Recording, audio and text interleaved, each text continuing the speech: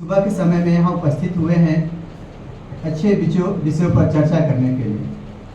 आप सभी को मालूम है आज संडे का दिन है, रविवार का दिन है। बहुत से लोग हैं जो अभी बिस्तर में सोए हुए होंगे और हम लोग यहाँ एकत्रित हुए हैं अच्छे विचारों पर चर्चा करने के लिए। तो यहाँ हम अपने से अपनी बात की चर्चा कर रहे हैं। मैं कोई वक्ता प्रवक्ता व्याख्याता नहीं हूँ। जो भी मैंने जीवन में सीखा उसके बारे में हम चर्चा करेंगे। योग से मैंने मास्टर डिग्री किया और जो भी मैं अनुभव किया वही आपसे चर्चा करूंगा। मैं विद्या को अपनाता हूँ, शिक्षा की बात नहीं, जो अंदर से अनुभव किया उसको मैं बताऊंगा आपको। योग का नाम सुनते ही हमारे मन में आता है कि हम फिजिकल मूवमेंट करेंगे। योग के बहुत सारे पार्ट होते हैं, जैसे कि आपने सुना होगा ज्ञान योग, राजयोग, लय योग, भक्ति योग, ध्यान योग, हठ योग। ये सारे योग के पार्ट हैं। हम सभी योगी हैं, कोई योगा से अंतर अलग हो ही नहीं सकता, क्योंकि हम योग को इंग्लिश में एडिशन भी बोलते हैं, जोड़ बोलते हैं। वहाँ हम 1 + 1 = 2 होता है, यहाँ भी 1 + 1 = 2 ही होगा, 1 होगा। हम अंदर के अपने आत्मा को परमात्मा से जोड़ करके उसके साथ एकाकार हो जाते हैं। ये योग का डिफिनेशन है। योग डिफिनेशन तरह तरह से दिया जाता है। अपने आप को जानना ही योग है, अपने आप से जुड़ना ही योग है। और हम तो योगी उससे कहते हैं जो अपने में सबको देखता है और सब में अपने आप को देखता है, वही योगी है। योग एक साधना है, योग आसन नहीं है। हम बहुत गलती करते हैं। अष्टांग योग की चर्चा करते हैं, इसमें 8 अंग योग के होते हैं। हम 3rd स्टेप से ही शुरू करते हैं। यदि हम बच्चों को पढ़ाना चाहें, स्टार्टिंग में उसको हम क्लास 3rd में एडमिशन करा दें तो बच्चा अच्छी तरह से सक्सेस नहीं होगा, उसको बहुत मेहनत करना पड़ेगा।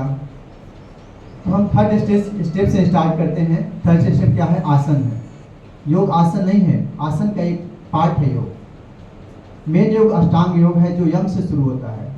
यम, नियम, आसन, प्राणायाम, प्रत्याहार, धारणा, ध्यान और समाधि, 8 अंग है योग के। हम यम नियम को भूल जाते हैं, आसन से शुरू करते हैं, इसीलिए हमें सफलता नहीं मिलती।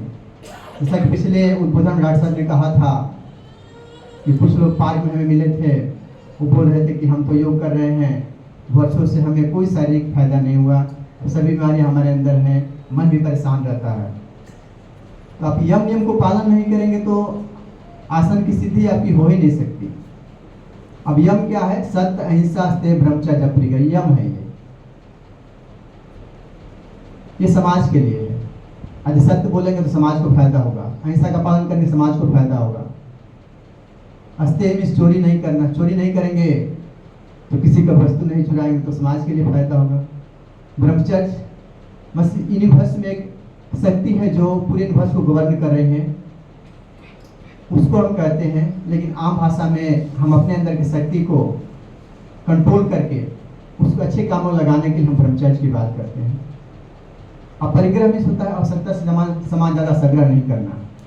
आपने आम लाइफ में देखा होगा, हमारे पास सामान ज़्यादा संग्रह होता है, सिंपल सा हमारा ड्रेस, यूनिफॉर्म। जिसे बहनें हमारी हैं, बहुत सारे घर में कपड़ा रखती हैं, कहीं जाना होता है पार्टी में तो हम डिसाइड नहीं कर पाते हैं कि कौन सा ड्रेस करना है। हम ड्रेस पहन करके जाते हैं, ना ये ठीक लग रहा है कि नहीं ये ठीक लग रहा है, उसमें बहुत सारा एनर्जी लॉस होता है। और यदि हमारी यूनिफॉर्म है, जैसे अपनी गायत्री पर यूनिफॉर्म है, येलो पहनना है, पीला शर्ट पहनना है, पीला पहन करके आ जाओ, कोई दिक्कत नहीं, जैसा भी चलेगा, हम इसमें एनर्जी संग्रह हो गई। तो अब परिग्रह मिस होता है, आवश्यकता से सामान ज़्यादा संग्रह नहीं करना। आप लोगों को मालूम होगा, महात्मा गांधी घर में एक बार चोरी हो गई थी, सब परेशान थे, उनकी पत्नी रो रही थी। पत्नी को उन्होंने डांटना शुरू कर दिया, हाथ उठाने की कोशिश किया उन्होंने बोला कि चोरों को तुम ही ने बुलाया। उनको आश्चर्य हुआ कि मैंने कैसे बुलाया। उन्होंने बोला कि यदि तुम सामान का संग्रह नहीं करती तो चोर तुम्हारे पास आते ही नहीं। तब परिग्रह में सोचा जितना हमें जरूरत हो उतना ही हम रखें, बाकी बीज के रूप में बोल दे समाज में जो भी हमारे पास है। हमारी ज़्यादा नीड नहीं है, रोटी, कपड़ा और मकान, इन्हीं तीनों चीज़ की नीड है।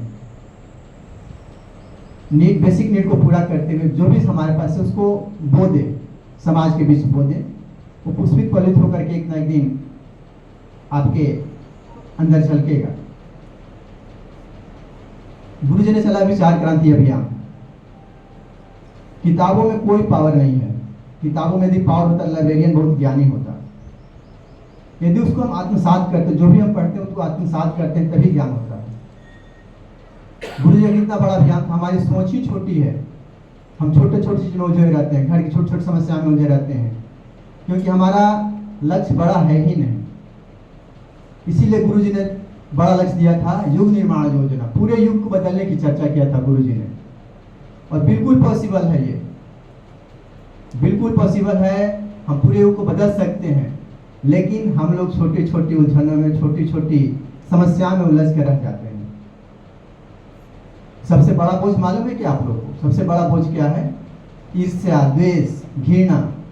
मन में कोई गलत विचार हम धारण कर लिए हैं, ये सबसे बड़ा बोझ है। इससे हम उबर ही नहीं पाते। विचार में इतनी पावर है, आपने सबने देखा है। विचार इतना पावरफुल होता है, हर शब्दों की, हर लेटर की एक फ्रीक्वेंसी होती है, एक वाइब्रेशन होती है। ओम ही इतना पावरफुल है, यदि आप ओम की चैंटिंग अच्छी तरह से कर ले 5 मिनट, मैं गारंटी के साथ कहता हूँ, प्रैक्टिकल अनुभव के बिहार पर बता रहा हूँ आपको। ओम की चैंटिंग आप 5 टाइम्स तक कर लें, आपके अंदर हैप्पी हार्मोन का रिलीज हो जाना कंपलसरी है। ओम चैंटिंग कीजिए, आपके अंदर हैप्पी हार्मोन रिलीज होगा। और हम शरीर नहीं है, आत्मा ही है। हमारे शरीर के अंदर एनर्जी का जखीरा भरा हुआ है। उसको महात्मा बुद्ध ने एक्टिवेट किया, जैन मुनि ने एक्टिवेट किया, यम नियम अष्टांग योग को पालन करके। हमारे गुरु जी ने, पंडित श्री राम शर्माचार्य, 24 लाख का 24 महापुरुषरण किया उन्होंने। और हम जीवन में एक घर नहीं बना पाते हैं। आप देखें, गुरु जी का बने हुए घर में हम लोग रह रहे हैं, यहाँ एकत्रित हुए हैं। क्या है? अंदर की एनर्जी है।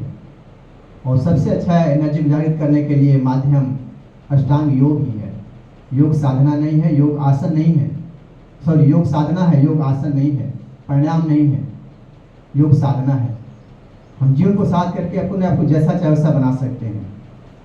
समस्या, जैसे आपने देखा होगा बचपन में हम लोग प्रिज्म पर, शीशे पर सूरज की एनर्जी को इकट्ठा करके नीचे पेपर को जलाने की कोशिश करते थे, और ऐसा माना जाता है कि वो पेपर जलने भी लगता था। इसमें होता क्या था? सूरज की एनर्जी को हमने कंज्यूम किया, और शीशे के माध्यम से पेपर, उस एनर्जी को स्टोर करके हम पेपर जलाते थे। उससे हमारा शरीर तो एक ही तरह का है, सबके हाथ पैर नाक सेम ही है, कोई अंतर नहीं है। अंतर क्या है? विचारों का अंतर है। इसीलिए गुरु जी ने 32 बुक्स लिखा विचार क्रांति अभियान के रूप में। गुरु जी ने स्वाध्याय और सत्संग की व्यवस्था की, जिससे सत्संग के लिए हम लोग इकट्ठा हुए हैं, सत्संग कर रहे हैं, मीन्स अच्छे बातों की हम चर्चा कर रहे हैं। स्वाध्याय मीन्स अपने बारे में अध्ययन करना या अच्छे अच्छे बुक्स का अध्ययन करना। हम करते ही नहीं। यदि स्वाध्याय करें, सत्संग करें, तो हमारे जीवन में कोई समस्याएं हो ही नहीं सकती। सत्संग में अच्छे अच्छे बातों की डिस्कस करना, चर्चा करना। सबके साथ सेम समस्या है जीवन में। जो समस्या मेरी है, आपकी है, सबकी सेम समस्या है। आपने अपनी समस्याओं का समाधान कर लिया। समाधान करने का हमें तरीका मालूम हुआ, सत्संग में आपसे डिस्कस कर लिया, आप भी समाधान कर लेंगे। ये सत्संग है। और स्वाध्याय, मैं तो कहूँगा कि हम गायत्री परिवार के यदि हैं, नहीं भी हैं तो भी गुरु जी का कोई भी साहित्य आप ले लीजिए, पढ़िए, उसको चिंतन कीजिए। और चिंतन करने से आपके अंदर उसी में समस्याओं का समाधान हो जाएगा। मैं यूनिवर्सिटी में जब पढ़ता था तो मेरा उद्देश्य योग नहीं था, मेरा उद्देश्य कुछ और था। मैं तैयारी करता था कंपटीशन की, नौकरी करने का, नौकर बनने का। हमारे टीचर आए क्लास में एक दिन, उन्होंने बोला कि जिसको जो भी समस्या है, मैं परेशान रहता क्लास में, क्योंकि मैं सोचा था कि योगा में केवल आसन करना है और बाकी टाइम फ्री रहेंगे, अपना स्टडी करेंगे। बहुत परेशान रहता था कि मेरा जो मोटो था उस मोटो को फुलफिल नहीं कर पा रहा था मैं। तो हमारे टीचर ने कहा कि अखंड ज्योति का पेज ले लो, अखंड ज्योति ले लो, किसी मंत्र का अखंड ज्योति, और उस आंख बंद करके एक पेज को खोलो और उसको पढ़ो, उसमें तुम्हारी समस्याओं का समाधान मिलेगा। हम क्या करते, कभी किसी चीज को एज इट इज नहीं मानते, अपना दिमाग लगाते हैं हमेशा। किसी चीज़ को एज इट इज मान कर उसको फॉलो करें, सवाल ही नहीं पैदा कि इसका सोल्यूशन नहीं मिले। मैंने ऐसा ही किया कि मरता क्या नहीं करता, मैं तो परेशान था ही। अखंड ज्योति पेज को निकाला, एक पेज आँख बंद करके निकाला, खोला, पढ़ा, बिल्कुल मेरे विचारों से उसको कोरिलेट हो गया और हमारी समस्याओं का समाधान मिल गया। मैं भी आपको विश्वास साथ दिलाता हूँ, विश्वास साथ कहता हूँ, यदि आप भी कभी भी मन परेशान हो, कहीं जाना ही नहीं है, गुरु जी के साहित्य को पढ़ना शुरू कीजिए। हालांकि उस समय मन अशांत रहता है तो हम पढ़ने में हमारी रुचि नहीं रहती, फिर भी यदि गुरु जी पर विश्वास है तो उनकी बातों को मान करके स्वाध्याय कीजिए। और मैं गुरु जी के बिहाफ पर गारंटी के साथ कहता हूँ कि आपकी समस्याओं का समाधान हो जाएगा। अभी अपने जीवन से चर्चा मैं कर रहा हूँ। अभी एक व्यक्ति के पास मैं क्लास लिया था, यहाँ भाई साहब की कंपनी में क्लास लिया था मैं, लैंडिस गियर कंपनी है सॉफ्टवेयर की। वहाँ मेरा पैसा पेमेंट नहीं हुआ था, कुछ पैसे दिए थे, कुछ पैसे उन्होंने रख कर रखा था। मैं बहुत परेशान था, 2 महीने हो गए, कॉल करता था, उठाते नहीं थे, कल करेंगे, परसों से करते थे। मैं फीडअप हो गया, उठ गया। मैं परसों मैसेज किया 13 तारीख को, गुरु जी का जो ये संविधान है, हमारा देश किससे चलता है? संविधान से चलता है। संविधान से ऊपर कोई नहीं है, जज भी संविधान से ऊपर नहीं है जो कि खुद निर्णय देता है। हम भी कभी कभी अपने मामले में वकील बन जाते हैं और दूसरों के मामले में जज बन जाते हैं कि नहीं तुमने ऐसा किया है, तुम्हारा ही गलती है। तो जज भी संविधान से ऊपर नहीं है। और मैं गारंटी के साथ कहता हूं, जो हमारा संविधान है, हमारा संविधान मतलब हमारा व्यक्तिगत संविधान नहीं, मनुष्य के लिए संविधान है ये, और संविधान से समाधान होता है। इसी में का सूत्र था कि हम अपने साथ वो व्यवहार नहीं करेंगे जो दूसरों को पसंद नहीं। ऐसा ही है ना? उस व्यक्ति को जो मेरा पेमेंट रोका था, उसको मैं यही मैसेज किया, आपको मैं मोबाइल में दिखा सकता हूँ। वही बोला कि बिजनेसमैन है, वो बिजनेस करता है, यदि हमें हर्ट करेगा तो उसको भी तो कहीं बिजनेस से मिलना है, उसको भी लॉस होगा।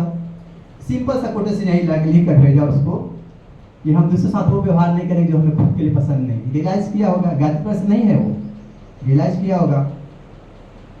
फिर हम लोग तो कर्म से ब्राह्मण है, वो जाति से ब्राह्मण है, वो रिप्लाई नहीं दिया पहले दिन का। दूसरे फिर बोला कि अपने ब्राह्मणत्व को जिंदा रखें,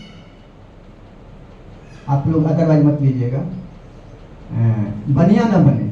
बनिया क्या करता है? किसी चीज को टालते रहता है, आज देंगे, कल देंगे, पैसा दे दीजिए, परसों देंगे, टालते रहता है। उसको मतलब यही ला, अपने अंदर के ब्राह्मणत्व को जिंदा रखें, पूरी तरह से बनिया वैसे नहीं बने।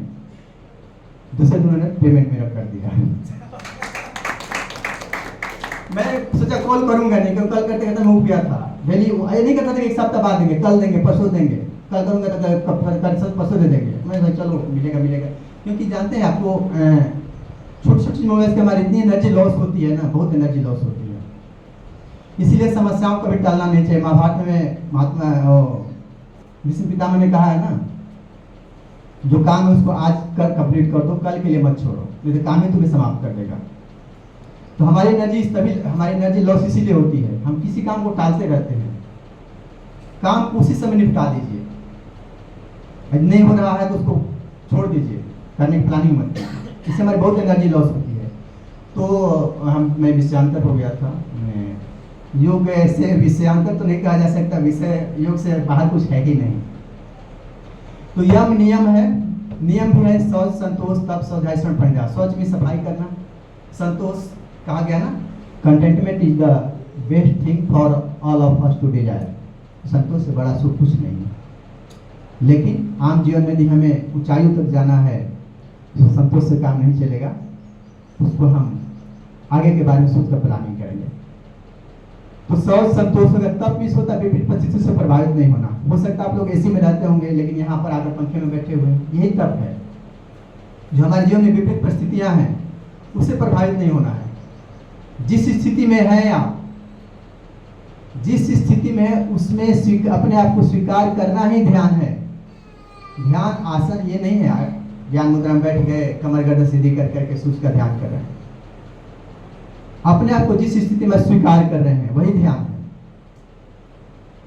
और जो यम नियम को फॉलो कर लिया वो जिस आसन में बैठे वही, जिस स्थिति में बैठे, जिस पोस्चर में बैठे वही उसका आसन है। आसन को कोई आवश्यकता ही नहीं। मैं जब यूनिवर्सिटी में एडमिशन कराया था तो आप लोगों को मालूम है योगी कौन होते हैं? मुझे नहीं मालूम था योगी कौन होते हैं। मेरा तो पर्पस था कंपटीशन की तैयारी करना, क्योंकि स्टडी मटेरियल में लेकर गया था। तो मैं जो सारंगी बजाते हैं, अब तो बच्चों को नहीं दिखते होंगे, हम लोग देखे हैं सारंगी जो बजाते हैं, गांव-गांव में जाते थे भिक्षाटन के लिए, उसी को योगी मानते थे। रिटर्न क्वालिफाई किया, रिटर्न क्वालिफाई कर इंटरव्यू में गया, इंटरव्यू में पूछा गया 10 योगियों का नाम बताओ, तो मैं राजा भर्तृहरि का नाम सुना था। अभी यूपी का सीएम कौन है मालूम आप लोग को ना? योगी आदित्यनाथ। गोरखनाथ परंपरा से हैं, गोरखनाथ परंपरा से हैं। उसी गोरखनाथ परंपरा को हम राजा भर्तृहरि के जो सारंगी बजाते चलते थे उसी को मैं योगी जानता था। तो जो हमारे इंटरव्यूअर थे वो उन्होंने कहा कि क्या विवेकानंद योगी नहीं थे, रामकृष्ण परमहंस योगी नहीं थे? गुरु जी के बारे में बोला, गुरु जी पंडित श्री राम समाचार्य योगी नहीं थे? तो मेरे को आश्चर्य हुआ। फिर मैं रियलाइज किया कि नहीं, ये भी योगी थे। जब पढ़ते समय मैं महसूस किया तो योग आसन नहीं है, आसन तो योग का छोटा सा पार्ट है। और जो व्यक्ति यम नियम को पालन करता है ना, उसको आसन करने की कोई जरूरत नहीं है। भाई साहब आप सत्य अहिंसा को पालन करते हैं, अस्तेय को पालन करते हैं, अपरिग्रह को पालन करते हैं, तो आपको आसन करने की कहाँ जरूरत है? आप ऐसे स्वस्थ हैं। जितनी भी बीमारियां साइकोसोमेटिक है, बीमारियां तो ये सॉफ्टवेयर से आती है ना, हार्डवेयर में आती है। बीमारियां खान पान से नहीं होती। जो भी अस्वस्थ है, जिसके अंदर स्वास्थ्य का अभाव है, उसका कारण साइकोसोमेटिक, मन से शरीर में समस्याएं क्रिएट होती है। कहा गया है ना, मन एवं मनुष्याणाम कारणम बंध मोक्षयो। मन ही मनुष्य के बंधन और मुक्ति का कारण है। तो हमारा, आप सभी जानते हैं, हमारा सॉफ्टवेयर ये है, ये सब तो हार्डवेयर है। मोबाइल चलाते हैं, मोबाइल में सॉफ्टवेयर हार्डवेयर दोनों है। यदि सॉफ्टवेयर आपका मोबाइल में रहेगा तभी आप किसी भी काम को अच्छी तरह से कर सकते हैं। और हार्डवेयर का भी रहना जरूरी है, हार्डवेयर ही माध्यम बनता है। तो सॉफ्टवेयर ठीक रखना जरूरी है। हम ठीक किसको रखते हैं? हार्डवेयर को ठीक रखते हैं। हार्डवेयर को ठीक रखते हैं, इस पर तो हम कभी ध्यान देते ही नहीं। हम इसको डाइट देते हैं, शरीर के लिए डाइट देते हैं, अच्छी अच्छी चीज खाने की कोशिश करते हैं, लेकिन खाते नहीं कभी। हम तो अल्कलाइन को एसिड में बदल कर खाते हैं। जो भी आपको नेचुरल चीज मिल रहा है अल्कलाइन है, आप खाते हैं डेड चीज, मरे हुए चीज को खाते हैं। हमारा शरीर 5 एलिमेंट से बना है, सबको मालूम है। कभी हमने सोचा 5 एलिमेंट कहाँ से हैं? कौन कौन से 5 एलिमेंट्स हैं? मिट्टी, जल, अग्नि, वायु, आकाश। मिट्टी, जल, अग्नि, वायु, आकाश, ये 5 एलिमेंट्स इसी से हमारा शरीर बना है। और कहा गया ना, क्षितिज जल पावक गगन समीरा, पंच तत्व बना अधम शरीरा। क्षितिज जल पावक गगन समीरा, ये 5 तत्व है, इसी से 5 तत्व से शरीर बना है। और इसी 5 तत्वों में से कोई एक तत्व कम हो जाता है तो हम अस्वस्थ होते हैं, हमारे अंदर स्वास्थ्य का अभाव हो जाता है। पता कैसे चलेगा हमारे अंदर मिट्टी तत्व कहाँ है, जल तत्व कहाँ है? कभी आपने सोचा? नहीं सुना, बस सुना। न्यूटन ने थिंकिंग किया, तभी वो बहुत बड़ा साइंटिस्ट बना, रिसर्च किया उसने कि पृथ्वी के अंदर ग्रेविटेशन है। भाई सेब पेड़ के नीचे सुना था, सेब नीचे क्यों गया, आया ऊपर क्यों नहीं गया? हम कभी सोचते नहीं, सोचने के लिए हमारे पास टाइम ही नहीं है। छोटी छोटी बातों में सोच में जैसे आजकल के बच्चे कैसे रील देखते हैं। मैं आपसे कहता हूँ, निवेदन करूँगा, बच्चों को रील से रोकिए। स्टोरी पूरी मोबाइल देखने दीजिए, पूरा स्टोरी देखने दीजिए, उससे कुछ सीखेगा वो। रील्स का कोई आउटपुट ही नहीं है। ये रील देखो, दूसरे बारे में बहुत टाइम कंज्यूम होता है। मैं खुद रियलाइज़ किया, मैं भी, हमारी फैमिली भी घर गई हुई अकेले हूँ, तो मैं रियलाइज़ किया कि मैं बैठा देखते देखते मेरा 1.5-2 घंटा निकल गया। मेरे बहुत गिल्टी हुई कि मेरा 2 घंटे ऐसे निकल गया, कुछ आउटपुट नहीं आया। हमारा शरीर 5 तत्वों से बना है। मिट्टी तत्व तो मालूम है, मिट्टी के अंदर हैवीनेस होती है, मिट्टी के अंदर क्वालिटी है कि मिट्टी के अंदर एक सुगंध होती है। हमारे शरीर का वेट है 50 किलो 60 किलो। हमारे शरीर से स्मेल आती है कि हम गर्मी के मौसम महसूस करते हैं, जब स्वेटिंग होती है हमारे शरीर से स्मेल आती है। तो मिट्टी के अंदर क्वालिटी होती है स्मेल और हैवीनेस। जल तत्व सबको मालूम है ना, स्वेटिंग हो रहा है, पानी आंखों से आंसू निकल रहा है, मुंह से स्पाइट आ रहा है, यूरिन पास करते हैं, तो जल तत्व भी है। अग्नि तत्व तो आपको मालूम ही होगा, कोई बताएगा अग्नि तत्व? अपनों से अपनी बात है ये, मैं कोई प्रवक्ता नहीं हूँ। अग्नि तत्व हमारे शरीर के अंदर है। जब डॉक्टर साहब किसी को फीवर होता है तो टेम्परेचर नापते हैं शरीर का, भाई कितना तुम्हारा टेम्परेचर हो गया। 37 डिग्री सेल्सियस हमारे शरीर के नॉर्मल है, उससे जब ज़्यादा बढ़ जाता है तो उसको फीवर बोलते हैं। 98 फ़ारेनहाइट और डिग्री सेल्सियस में 37 डिग्री सेल्सियस। 98 से ज़्यादा तो 1 डिग्री ज़्यादा होता है, 99 होता है तो हम बोलते हैं बच्चों को फीवर हो गया, डॉक्टर से दिखाओ। यही हमारे शरीर के अंदर अग्नि है। हम इतना खाना खाते हैं, शरीर के अंदर जल जाता है। अग्नि तत्व नहीं होता आपका शरीर के अंदर खाना डाइजेस्ट होगा ही नहीं। आपने फूड पॉइजन का नाम सुना होगा। फूड पॉइजनिंग क्या है? जो आपने फूड खाया डाइजेस्ट नहीं हुआ, पॉइजन का काम कर गया। खाना डाइजेस्ट होगा तभी नीचे से निकलेगा, नहीं डाइजेस्ट होगा तो उसको ऊपर से निकालना पड़ेगा। मैं स्टूडेंट लाइफ में शाम को खाना, हम लोग जनरल बैचलर लाइफ में तो बासी खाना उसको बोलते, सुबह खाना रात में खा लेते हैं, उसको हम बासी खाना बोलते हैं। मैं एक बार खाना खाया, रात में मेरे को अनईजी फील होने लगा। 12 बजे रात को कहाँ जाओ डॉक्टर के पास। मैं बैठ करके वाशरूम में गया, बैठ करके उसको बाहर से निकाला, भाई साहब ऊपर से निकाला सारा, एकदम मन हल्का हो गया। तो जो खाना डाइजेस्ट नहीं होगा, आपके अंदर शरीर की अग्नि यदि मंद है तो डाइजेस्ट नहीं होगा, डाइजेस्ट नहीं होगा तो पॉइजन का काम करेगा। उसको हम इंग्लिश में बोलते हैं फूड पॉइजनिंग। हमारे शरीर के अंदर अग्नि तत्व है, वायु तत्व सबको मालूम है, श्वास। हम खाना के बिना बरसों रह सकते हैं, जल के बिना हम महीनों रह सकते हैं, महीनों तो नहीं लेकिन सप्ताहों रह सकते हैं, महीनों भी रह सकते हैं खेचरी मुद्रा के माध्यम से। लेकिन वायु के बिना हम सेकंड भी नहीं रह सकते, मिनट भी नहीं रह सकते। वायु हमारे जीवन का आधार है। आपको एनर्जी जो मिलती है 80% मिलती है वायु से, एनर्जी मिलती है 20% ही खाने से मिलती है। नवरात्रि साधना सभी करते हैं, हम लोग साधक स्तर के ही हैं। नवरात्रि साधना को एनर्जी मिलती है किससे? कॉस्मस से। आप फास्टिंग करते हैं, शरीर के अंदर कोई चीज रहता ही नहीं, अन्न के रूप में कोई रहता ही नहीं, तो आपका पूरा शरीर क्लीन होता है। क्लीनिंग का काम भी होता है। हमारे शरीर के अंदर टेम्परेचर है ना, मैं भी बताया आपको। टेम्परेचर क्या करता है? यदि आप खाना नहीं खाते हैं तो शरीर के अंदर जो आपके फैट है उसको एनर्जी में कन्वर्ट करके अपना शरीर का काम चलाता है। इसीलिए फास्टिंग करने से आपको एनर्जी भी मिलती है और आप स्वस्थ भी रहते हैं। शरीर के टॉक्सिन गंदगी को जलाएगा ना। जैसे आप गांव से बिलोंग तो करते ही हैं, हालांकि हमारी उम्र से ज़्यादा के बस लोग नहीं हैं। गांव में मेरे को मालूम है, हमारी दादी जब लोटे गंदे हो जाते थे तो अग्नि में डाल देती थी। अग्नि में डालने के बाद उसको निकाल कर फिर इसको उसे मल करके साफ कर देता, चमकने लग जाता लोटा। हमारे शरीर के अंदर जो अग्नि है, जो हम खाना नहीं खाते हैं तो हमारे शरीर के अंदर जो भी टॉक्सिन है, गंदगी है, उसको जलाता है। जल तत्व, अग्नि तत्व हो गया, वायु तत्व। आप खाना खा करके आपको 24 घंटे के अंदर निकालना जरूरी है। जो भी खाना खाते हैं उसको 24 घंटे के अंदर निकालना बहुत जरूरी है, नहीं तो पॉइजन का काम करेगा वो।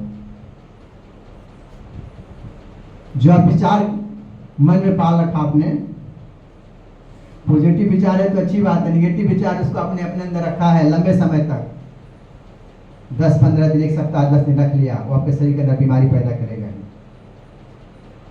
इसलिए विचारों को निकालिए। बहनों के बारे में कहा था कि बहनें स्वस्थ रहती, भाई ज्यादा बीमार रहते हैं। इसके कारण लॉजिक यही रहता है, बहनें अपने विचार को निकालते रहती हैं, भाई अपनी सप्रेस कर देते हैं विचारों को, इसलिए बीमारियां होती हैं।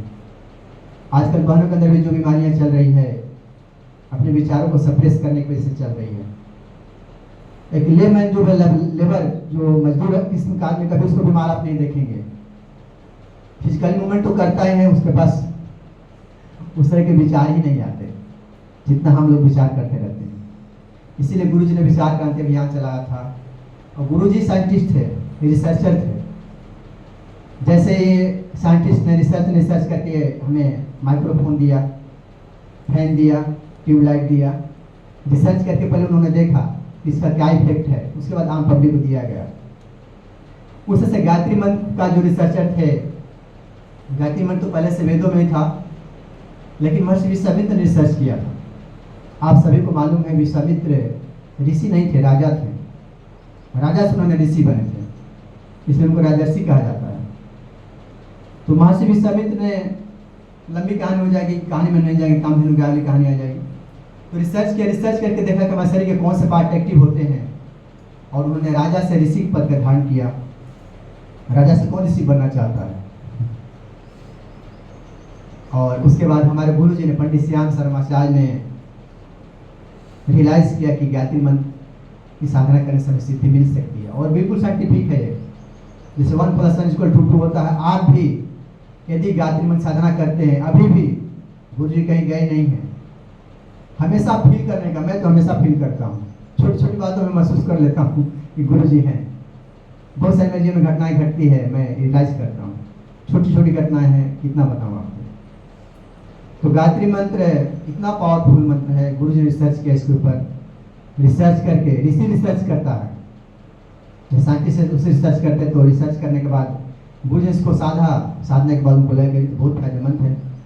तभी गुरु जी ने युग निर्माण योजना की नींव रखी, युग को बदलने की बात। और हम उनके अंग अवयव हैं, गुरु जी ने लिखा है अंग अवयव, छोटी से ये इस तरह के रूप में, फोल्डर के रूप में है, आप कभी उसको पढ़ें। हम उनके अंग अवयव हैं। आप सोचिए, लाखों में गायत्री परिवार, यदि उनके हम अंग अवयव बन जाए तो क्या युग निर्माण योजना नहीं होगा? 101% होगा। लेकिन हम लोग छोटे छोटे उलझनों में उलझ के रखे पड़े हुए हैं, छोटी छोटी घर की समस्याओं में। और गुरु जी तो यहाँ तक कहते हैं, तुम मेरा काम करो, मैं तेरा काम करूंगा। और 100% विश्वास आप में कर रहा हूँ, गुरु जी का काम करने का कोई घाटे में रहा ही नहीं है। अध्यात्म घाटे का सौदा नहीं है। गुरु जी का काम करके आप देखिए, डॉक्टर साहब हैं, डेंटिस्ट हैं, इनके पास डॉक्टरों की लाइन, मैं भी कल ही इनके पास क्लिनिक पर गया था, पेशेंट की लाइन लगी रहती है, फिर भी गुरु जी के लिए दे रहता है। और खास करके संडे को पेशेंट ज्यादा आते हैं, डॉक्टर साहब संडे को यहाँ आते हैं, क्यों आते हैं? आप कभी सोचा आपने? बिना स्वार्थ को कोई काम नहीं करता, इनको स्वार्थ है, तभी यहाँ आपको दिख रहे हैं। हम सभी स्वार्थी हैं। स्वार्थी को नेगेटिव वर्ड में नहीं लेंगे, स्वार्थी जो अपने हित की सोचता है उसको स्वार्थी बोलते हैं। गुरु जी को मालूम है, डॉक्टर साहब को मालूम है कि मैं गुरु जी का काम करूंगा, गुरु जी मेरा काम करेंगे, और 101% गुरु जी काम करते हैं। 101% आप रियलाइज भी कर सकते हैं। आपके पास सोचने का क्षमता हो ना, आप महसूस कर सकते हैं कि गुरु जी मेरा काम करते हैं नहीं करते हैं। इन्हीं 5 तत्व से हमारा शरीर बना है, और इन्हीं 5 तत्वों में के अभाव होने से हम अस्वस्थ होते हैं। और 5 तत्वों को बैलेंस करने के लिए अच्छा माध्यम योग ही है, आसन नहीं है। योग यम नियम से शुरू होता है। यम नियम को अपने जीवन में अपनाएं, सत्य अहिंसा को अपनाएं। आप देखिए, जब हम असत्य करते हैं तो हमारी कितनी एनर्जी लॉस होती है। हम लोग स्टूडेंट लाइफ में थे तो ट्रेन में WT चलते थे। WT मतलब विदाउट टिकट भी होता है, विथ टिकट भी होता है। हम लोग WT चलते थे, स्टूडेंट से तो 2 पैसे बचत हो जाए, लेकिन हमें इतना डर आता था कहीं TT ना हमें चेक ना करे, चेक करने हमारा हर्ट भी बढ़ जाता था। 10 रुपये बचाने के चक्कर में कितने शरीर को हम लॉस करते थे। जैसा आपको मैं योग का डिफरेंस बताया, सब में अपने आप को देखना, अपने में सबको देखना ही योग है। ऐसा देखना शुरू कीजिए, आप योगी हैं, और योगी को किसी चीज का अभाव हो ही नहीं सकता। लेकिन योगी अपने लिए जीता है, समाज के लिए जीता है। जब समाज के लिए जीते तो समाज के आप भी तो अभिन्न हैं, हम उससे बाहर है ही नहीं। सर्वे बंधु सुखिना हमारे संस्कृति में कहा गया है, सभी का सुख हो, सभी सुखी हो, सबका कल्याण हो। जब सबका हो जाएगा तो हम उससे बाहर कहाँ हैं। तो ये अष्टांग योग मेन योग है। आसन का फोकस नहीं मत कीजिए, यम नियम को पालन कीजिए। यम नियम को पालन करने को आसन करने की जरूरत ही नहीं पड़ेगी। भाई साहब, शरीर में स्टिफनेस कब आती है? ईगो की ज्यादा मात्रा होने से। जैसा कि बताया, सॉफ्टवेयर से मन से हमारा शरीर प्रभावित होता है। जिस व्यक्ति के अंदर, आप रियलाइज कीजिएगा, अगल बगल लोगों को देखिएगा, रिसर्च कीजिएगा, रिसर्च ही तो जीवन है। जिस व्यक्ति के अंदर ईगो ज्यादा है, ईगो भी 3 तरह का होता है, ईगो, इगोइस्ट, इगोटिस्ट, 3 तरह के होते हैं लोग। ईगो तो सबके अंदर होता है, हमारे अंदर भी, सबके अंदर। एक इगोइस्ट होता है कि किसी भी कीमत को आपको हर्ट करने की कोशिश करेगा। एक ईगोटिस्ट होता है, हम तो डूबेंगे सनम तुमको भी ले डूबेंगे, आपने सुना होगा लोग वो अपने तो बर्बाद होगा, आपको बर्बाद करेगा, वो ईगोटिस्ट होता है। जिस व्यक्ति के अंदर ईगो की मात्रा ज़्यादा होगी ना, उसके अंदर स्टिफनेस ज़्यादा होगी। हम शरीर से यदि मेंटली टाइट है तो शरीर भी टाइट होते जाता है। मैं तो योगा टीचर हूँ, घर घर योगा कराता हूँ। मैं बहुत से लोगों को देखा हूँ, सीनियर सिटीजन को भी आज योगा करा कर गया। हम लोग यहाँ प्रभात फिर सुबह में निकाले थे, और हम सफाई अभियान के फिर मैं योगा क्लास लेने के लिए गया, मेरा 8 to 9 की क्लास थी। तो वो व्यक्ति 75 प्लस है। भाई साहब इतने अच्छे आसन करते हैं। कौन उत्तासन में जो हम जो पैर को लगा कर करते हैं, नी को घुटने लगाते हैं, बहुत से लोग का लगता ही नहीं है, टमी कहीं कोई मायने नहीं रखता, जिसका टमी फिर भी लग जाएगा। लेकिन वो व्यक्ति इतना अच्छा आसन करते हैं, क्यों? नियम को पालन करते हैं, नियम को फॉलो करते हैं। नियम को फॉलो कीजिए, आपसे यही रिक्वेस्ट है। और आप कभी अस्वस्थ हो नहीं सकते हैं यदि नियम को फॉलो कर रहे हैं तो। आसन करने की जरूरत ही नहीं है, क्यों टाइम वेस्ट करना है आपको 1 घंटे आसन के लिए? नियम को फॉलो कीजिए, 24 घंटे साधना कीजिए, और आप फॉलो करके तो देखिए, आपको फलीभूत नहीं फिर बताइए। सत्य अहिंसा का पालन कीजिए, रस्ते को पालन कीजिए, अपरिग्रह को पालन कीजिए। तो मेन योग अष्टांग योग है। हम आसन को लेकर बैठ जाते हैं। आसन उसी के लिए है जो मानसिक रूप से अस्वस्थ है, जिसका मन पर कंट्रोल नहीं है, फिजिकल मूवमेंट करके अपने मन पर कंट्रोल करता है। बाकी हम लोग के लिए तो राजयोग ही है। तो मेन योग राजयोग है और हठ योग है। हठ योग में 4 होता है, बस आपको मैं 2 मिनट टाइम लूँगा। हठ योग में 4 होता है, आसन, प्राणायाम, मुद्रा और बंध। मैं बोले को कुछ हो रहा था, लेकिन तो आसन हमारी फिजिकल बॉडी के लिए होता है, प्राणायाम, मुद्रा, बंध हमारी मेंटल बॉडी के लिए होता है। शरीर 2 पार्ट में बटा है। भूमि के हिसाब से शरीर स्थूल सूक्ष्म कारण शरीर बना है। कोष के हिसाब से आए तो 5 कोष से हमारा शरीर बना है, अन्नमय, प्राणमय, मनोमय, विज्ञानमय और आनंदमय। तो 5 कोष में खजाना शरीर के अंदर। भाई साहब, खजाना को बस खोद कर निकालने की जरूरत है, बैठने की जरूरत है। महात्मा बुद्ध एक बार पेड़ के नीचे बैठ गए, जब खजाना उनको मिला तभी वहाँ से उठे। इस खजाने को हम भी अंदर से निकाल सकते हैं, लेकिन हमारे पास समय की बाध्यता है। समय की बाध्यता नहीं, एक बहाना है। हम पूरे जीवन बहाने में जीते हैं, तरह तरह के बहाना लेकर पीठ पर लाद कर चलते हैं। लेट आए, कुछ बहाना लगा दिए, चेतना कहीं में लेट आए तो कहीं जाना है तो कुछ और बहाना लगा दिया, ऑफिस जाए तो कहीं और बहाना लगा दिए। भाई साहब, मैं बता रहा हूँ, जो समय सबसे बड़ा मूल्यवान है। अभी का जो समय निकल गया, कहाँ फिर से आएगा?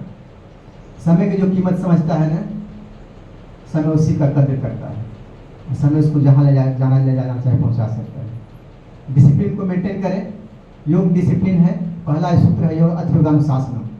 योग की शुरुआत डिसिप्लिन से होती है, अनुशासन से होती है। जो व्यक्ति अनुशासन को पालन करेगा वो जीवन में आगे बढ़ेगा। इतना ही बात करके मैं अपनी बात समाप्त करता हूँ।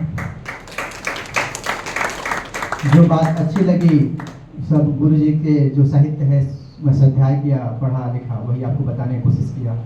हो सकता है कुछ मेरे तरह से अंदर भी कुछ निगेटिविटी भी निकल गया हो, उसके लिए मैं उसका आभारी हूँ। धन्यवाद। आपका दिन शुभ हो।